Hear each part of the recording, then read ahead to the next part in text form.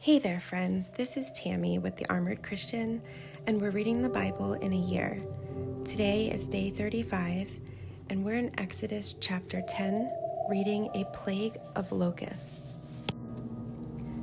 Then the Lord said to Moses, "Return to Pharaoh and make your demands again. I have made him and his officials stubborn, so I can display my miraculous signs among them.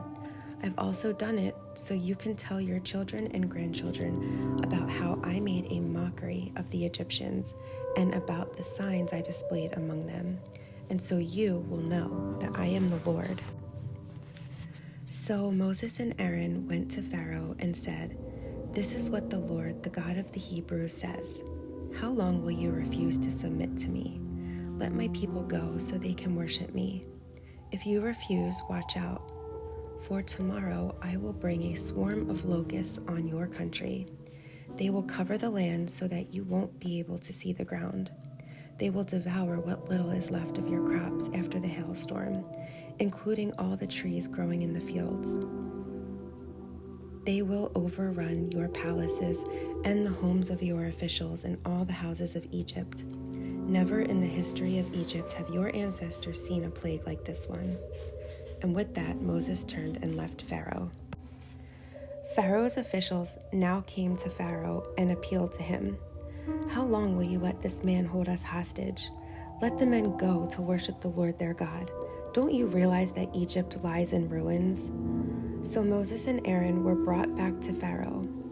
"All right," he told them, "go and worship the Lord your God. But who exactly will be going with you?" Moses replied, "We will all go, young and old, our sons and daughters, and our flocks and herds. We must all join together in celebrating a festival to the Lord." Pharaoh retorted, "The Lord will certainly need to be with you if I let you take your little ones. I can see through your evil plan. Never, only the men may go and worship the Lord, since that is what you requested." And Pharaoh threw them out of the palace. Then the Lord said to Moses, "Raise your hand over the land of Egypt to bring on the locusts. Let them cover the land and devour every plant that survived the hailstorm." So Moses raised his staff over Egypt, and the Lord caused an east wind to blow over the land all that day and through the night. When morning arrived, the east wind had brought the locusts, and the locusts swarmed over the whole land of Egypt, settling in dense swarms from one end of the country to the other.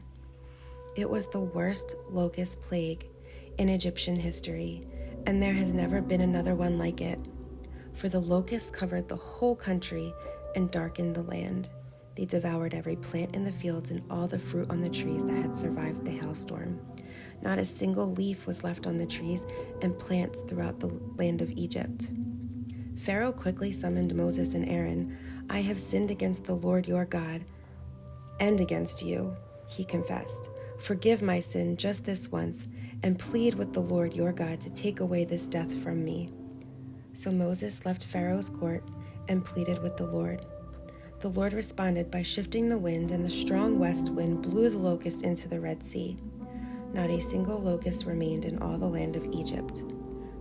But the Lord hardened Pharaoh's heart again, so he refused to let the people go.